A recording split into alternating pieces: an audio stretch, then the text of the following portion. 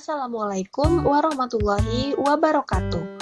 Halo teman-teman, selamat datang di video pembelajaran kita hari ini. Pernah nggak sih kalian bertanya-tanya bagaimana komputer bisa menyala, bagaimana internet bisa terhubung ke banyak perangkat, atau kenapa file foto bisa mengecil ukurannya tapi tetap terlihat jelas? Nah, di video ini kita bakal membahas berbagai konsep seru dalam dunia komputer, mulai dari CPU bekerja, apa itu booting, bagaimana jaringan terhubung, sampai teknologi fiber optik dan kompresi data. Kita akan bahas dengan cara yang santai, mudah dipahami, dan tentunya interaktif. Jadi, pastikan kalian fokus ya, karena setiap konsep yang kita pelajari bakal berguna banget untuk memahami bagaimana teknologi bekerja di sekitar kita. Yuk kita mulai petualangan kita di dunia komputer. Setelah mengikuti video ini, diharapkan peserta didik mampu 1. Menjelaskan komponen dasar sistem komputer beserta fungsinya. Yang kedua, mengidentifikasi contoh perangkat input dan memahami cara kerjanya. Yang ketiga, menganalisis peran utama CPU seperti control unit dan ALU dalam pengolahan data.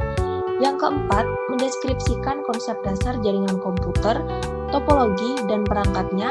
Dan yang kelima adalah memahami fungsi sistem operasi, proses booting, dan IP address dalam sistem komputer. Yang pertama, ada komponen utama sistem komputer. Sistem komputer itu ibarat sebuah tim yang saling bekerja sama. Ada hardware sebagai tangan dan ototnya, software sebagai otaknya, dan brainware sebagai manajernya. Bayangkan kalau ada komputer canggih, tapi tidak ada orang yang mengoperasikannya. Ya percuma, karena brainware kitalah yang menggerakkan semuanya. Tanpa manusia, semua komponen hanya akan diam tanpa fungsi. Yang kedua, perangkat input berbasis cahaya. Kalian pernah scan dokumen di sekolah atau fotokopian? Nah, scan bekerja dengan cara memancarkan cahaya ke permukaan kertas.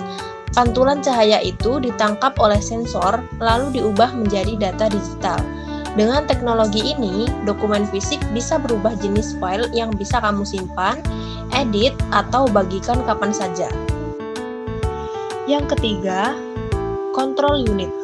Control unit ini bisa dibilang sebagai sutradara di dalam CPU.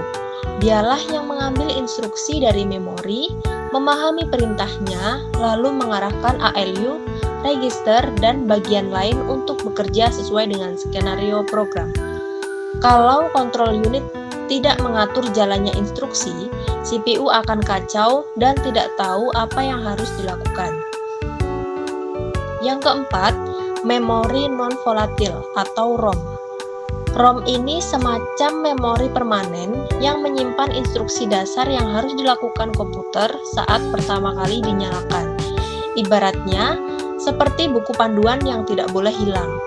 Di dalamnya ada BIOS yang bertugas mengecek hardware dan membantu komputer memulai sistem operasi.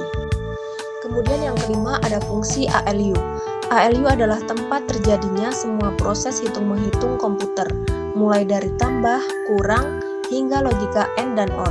Semuanya melalui ini.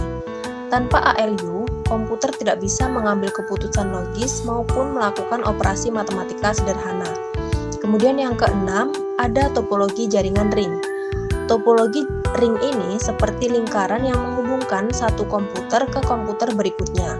Data berjalan melewati setiap titik secara berurutan. Kelebihan dari topologi jaringan ring ini yaitu aliran datanya rapi, sedangkan kekurangannya yaitu kalau satu titik putus, jaringan bisa langsung terganggu. Ibarat rantai motor, kalau satu gigi rusak, semuanya kena imbasnya. Yang ketujuh, ada router. Router adalah pengatur lalu lintas internet di rumah atau sekolah. Dia membagi koneksi, memberi alamat IP otomatis melalui DHCP, dan memastikan paket data sampai ke perangkat yang tepat. Jadi, saat kamu membuka YouTube sambil temanmu main game online, routerlah yang memastikan datanya tidak tertukar.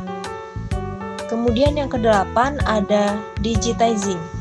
Digitizing itu proses mengubah sinyal analog seperti suara dan gambar menjadi data digital. Caranya lewat sampling dan quantization.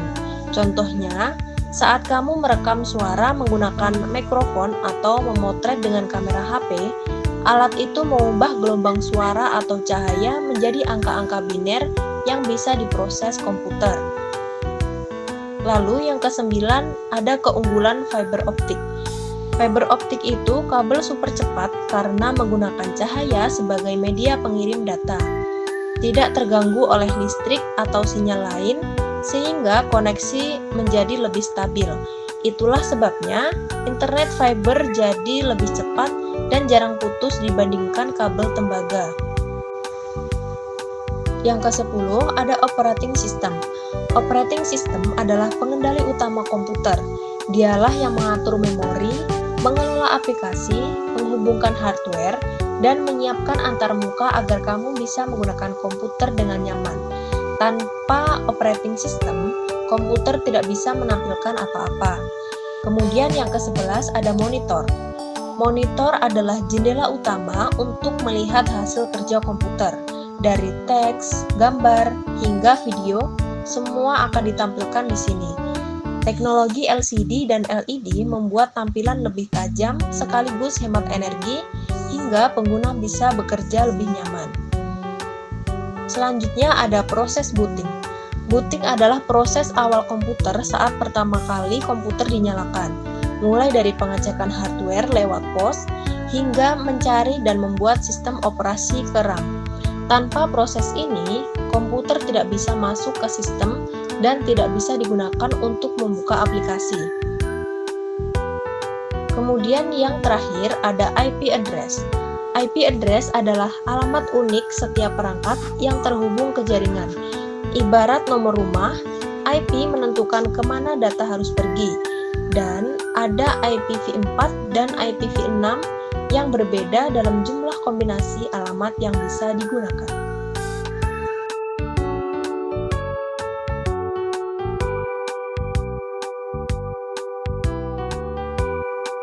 Terima kasih sudah belajar bersama pada hari ini. Kita sudah membahas berbagai konsep penting mulai dari cara kerja komputer, jaringan, hingga teknologi modern di baliknya. Semoga materi ini membantu kalian untuk memahami bagaimana teknologi bekerja di sekitar kita.